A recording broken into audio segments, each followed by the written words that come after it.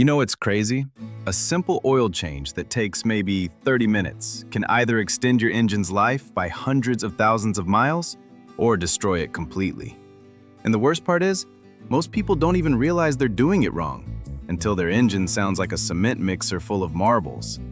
I'm talking about mistakes that happen in driveways, quick lube shops, and even some professional garages every single day. So if you've ever changed your own oil, or if you trust someone else to do it, you need to hear this. Because one of these mistakes could be happening to your car right now, and you wouldn't know it until it's way too late. Let's start with one of the most common and most destructive mistakes out there. You remove the old oil filter, screw on the new one, fill up the oil, start the engine, and suddenly you've got a geyser of hot oil spraying everywhere. Welcome to the double gasket nightmare. Here's what happens. When you remove the old oil filter, sometimes the rubber gasket stays stuck to the engine block instead of coming off with the filter. Most people don't check for this. They just grab the new filter, which already has its own gasket, and thread it on. Now, you've got two gaskets trying to seal the same surface, and they can't do it properly. The moment you start the engine, oil pressure builds up and finds that weak seal. In seconds, you're losing oil faster than the pump can circulate it. Your engine bay gets coated in oil, your driveway looks like the Exxon Valdez, and if you don't shut it down immediately, you can starve your engine of oil and cause catastrophic damage. The scary part is how easily this happens. On automotive forums and in mechanic shops, stories of double gasket failures are common. People fire up their engines after an oil change and watch in horror as oil gushes out all over their driveway. Some catch it fast enough to avoid engine damage, but it's always a huge mess to clean up. Always, run your finger around the filter mounting surface on the engine before you install the new filter. If you feel that old gasket, peel it off. This takes 5 seconds and can save you from a disaster. Forgetting the drain plug.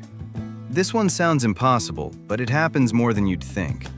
You drain the oil, change the filter, get distracted by a phone call or because you need to grab something from the garage, and then you start pouring fresh oil into the engine. Except you never put the drain plug back in. People have reported pouring 4 or 5 quarts of fresh oil right through their engine and onto their garage floor before they realize what happened. The whole time they're standing there wondering why the dipstick still shows empty. That's an expensive and embarrassing mistake. The problem is that oil changes have so many steps that it's easy to lose track, especially if you get interrupted. You drain the oil, you move the drain pan. Maybe you're waiting for the last drops to come out, and your mind wanders. Next thing you know, you're pouring in the new oil and creating an environmental disaster in your own garage. The fix is simple, but requires discipline. Make it a habit to reinstall the drain plug immediately after the oil stops dripping. Don't walk away, don't start another task. Plug goes in, gets torqued to spec, then you move on to the filter. Create a routine and stick to it every single time. Using the wrong oil viscosity your owner's manual says to use. 5W30, but the store has a great deal on 10W40, so you figure oil is oil, right? Not exactly. Using significantly different oil viscosity than recommended can cause issues over time, especially in extreme cases. Oil viscosity refers to how thick or thin the oil is. The numbers tell you how it flows at different temperatures. Modern engines are built with incredibly tight tolerances, and they're designed around specific oil weights. If you use oil that's too thick, it can't flow as quickly when you start a cold engine. That means critical parts might not get lubricated as well during those first few seconds, which is when most engine wear happens. On the flip side, if you use oil that's significantly thinner than recommended, it won't maintain the proper film strength when your engine gets hot. Metal parts that should be separated by a cushion of oil can start making more contact. Over time, this can contribute to premature wear on bearings, camshafts, and cylinder walls. Using oil one grade different from what's recommended generally won't cause immediate problems, but why risk it? The manufacturer tested extensively to determine the exact viscosity that protects your specific engine best. Stick with their recommendation, especially if you want your engine to last as long as possible. Overfilling or underfilling the oil. More isn't always better, especially when it comes to engine oil. Overfilling might seem like you're giving your engine extra protection, but you're actually creating problems. When there's too much oil in the crankcase, the crankshaft and connecting rods start slapping into the oil surface as they rotate. This whips the oil into a frothy foam, kind of like a milkshake. Foamy oil can't lubricate properly because it's full of air bubbles. The oil pump starts sucking in this aerated oil, and suddenly your engine isn't getting the protection it needs. Overfilling can also increase pressure inside the crankcase, which can lead to oil leaks from seals and gaskets. In extreme cases, you might even blow out a seal completely. Underfilling is just as bad, maybe worse. If you're a quart low, the oil pump might start sucking air, especially during hard cornering or acceleration when oil sloshes away from the pickup tube. Even brief moments without proper oil pressure can damage bearings and other critical components. The solution is straightforward, but requires patience. Add oil gradually, check the dipstick, wait a minute for oil to settle, check again. Most engines have a safe range marked on the dipstick. You want to be in the middle to upper part of that range, not below it and definitely not above it. Stripping the drain plug threads. Modern cars often use aluminum oil pans, which are lighter than steel but much softer. This means the threads that hold your drain plug can strip out if you're not careful. And once those threads are damaged, you're looking at either an expensive repair or a slow oil leak that can destroy your engine. This usually happens in one of two ways. First, people over-tighten the drain plug. They figure if tight is good, really tight must be better. They crank down on that plug with all their strength, and the soft aluminum threads just give up. The plug feels tight, but microscopically you've deformed the threads. The second way is cross-threading.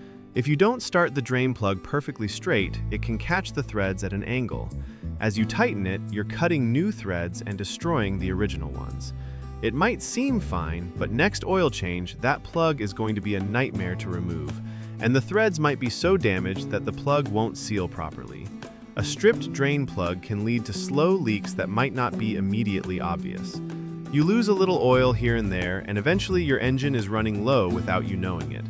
Parts start grinding together without enough lubrication, and eventually serious damage occurs. The fix is to use a torque wrench and follow the manufacturer's specifications. Most drain plugs only need somewhere between 20 and 30 foot-pounds of torque. That's not very tight. Also, always start threading the plug by hand to make sure it's going in straight. If you feel any resistance, stop and reposition. Leaving the oil cap off.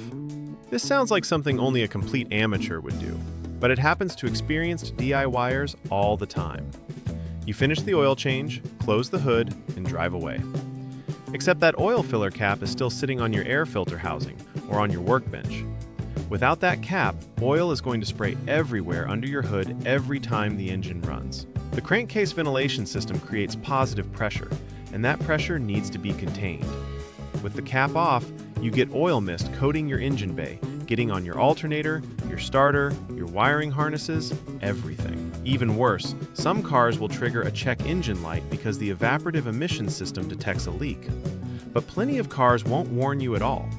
You just end up with a nasty oil-covered engine and potentially damaged electrical components. People have reported forgetting the oil cap and discovering their entire engine bay was doused in oil. That's not just embarrassing, it's a fire hazard and a huge cleanup job. Make it part of your final checklist. Before you close the hood, physically touch the oil cap to confirm it's on. Some people even keep a laminated checklist in their garage. Drain plug tight, filter installed, oil filled, cap on, dipstick in, hood closed. It sounds excessive, but it prevents these stupid mistakes. Warming up the engine first. Here's one that mechanics debate, but most agree on the benefits. Cold oil is thick and sluggish. When you try to drain cold oil, it flows slowly and a lot of it stays trapped in all the passages, the oil pan and the filter. That means you're not getting all the contaminated oil out, and the fresh oil you add is mixing with more old, dirty oil than necessary. Warm oil flows much better. The difference is noticeable. When you run your engine for 5 to 10 minutes before an oil change, the oil heats up and becomes thinner. It drains faster and more completely, taking more of those suspended contaminants with it. This also applies to the filter. Warm oil drains out of the old filter more completely when you remove it, so you're not leaving behind as much dirty oil in the system. While some mechanics say cold oil drains fine, warming it up does help ensure a more thorough oil change. The key is to warm it up, but not make it dangerously hot. You don't want to burn yourself on the drain plug or oil filter. Run the engine for about 5 to 10 minutes, then shut it off and wait another 5 minutes for things to cool down slightly. The oil will still be warm enough to flow well, but you won't risk serious burns. Not changing the oil filter. Some people try to save money by changing the oil, but reusing the old filter. This is one of the worst shortcuts you can take. That filter is full of contaminants from the old oil. Even if you drain it, microscopic particles are embedded in the filter media. When you add fresh oil, it immediately gets contaminated by that dirty filter. Oil filters are designed to trap particles, metal shavings, combustion byproducts, and sludge. Over time, these filters become saturated. They can only hold so much junk before they either clog up or go into bypass mode, where oil flows around the filter instead of through it. If you're changing your oil but keeping the old filter, you're basically just diluting the old dirty oil with some fresh oil. You're not getting the full benefit of the oil change. Your engine is still circulating contaminated oil, and that contamination causes wear. Oil filters are cheap, especially compared to the cost of engine repairs. There's no reason to skip this step. When you buy oil, buy the filter at the same time. Make it automatic. Every oil change includes a new filter. No exceptions, no excuses. The wrong oil type for your engine. This goes beyond viscosity. I'm talking about using conventional oil in an engine that requires synthetic, or using the wrong API rating. Modern engines, especially turbocharged ones, run hotter and under more stress than engines from 20 or 30 years ago. They need oil that can handle those conditions. Synthetic oil has additives and a molecular structure that provides better protection at high temperatures and better flow at low temperatures. If your car requires synthetic and you use conventional to save money, you're not giving your engine the protection it needs. That conventional oil breaks down faster under heat and doesn't provide the same level of protection. Then there's the API rating, that circular symbol on the oil bottle. This tells you what standards the oil meets. Newer engines need newer specifications. If you put older oil formulations in a newer engine, it might not have the right additives to protect modern emissions equipment, or it might cause problems with variable valve timing systems. In one extreme case, someone actually used cooking oil instead of motor oil because they were low, and that's all they had. A mechanic later discovered thick black sludge in the engine that looked like molasses. The engine had to be flushed multiple times to clean it out. Using cooking oil is obviously insane, but it shows what happens when the wrong liquid is in your engine. Read your owner's manual. It tells you exactly what oil specification your engine needs. Don't improvise, don't substitute, don't try to save a few bucks by using whatever's on sale. The money you save on cheap oil will cost you a fortune in engine repairs. Ignoring the correct change interval. The biggest mistake of all might be waiting too long between oil changes. I know, everyone has an opinion on this. Your uncle says every 3,000 miles. The dealer says 7,500. Your owner's manual says 10,000. So what's the right answer? It depends on how you drive. Those extended intervals in the owner's manual are based on ideal conditions: highway driving, moderate temperatures, light loads. If you do a lot of short trips, idle in traffic, tow heavy loads, or drive in extreme heat or cold, your oil breaks down faster. You need to change it more often. Old oil loses its ability to lubricate and protect. It gets contaminated with combustion byproducts, fuel, moisture, and metal particles. Eventually, it can form sludge that clogs up passages and prevents proper lubrication. Skipping scheduled oil changes accelerates engine wear and can lead to serious problems down the road. Some people say modern synthetic oils can go 15,000 miles or more. In perfect conditions, with a top-tier oil and filter, maybe. But why risk it? Oil changes are cheap insurance. If you're doing it yourself, the cost is minimal. Even if you pay someone, it's way cheaper than a new engine. For most people, 5,000 to 7,500 miles is a safe interval with quality oil. If you drive in harsh conditions or do a lot of stop-and-go traffic, go closer to 5,000. Check your oil level regularly between changes, too. If you're burning or leaking oil, you need to address that problem, not just keep topping it off. So there you have it.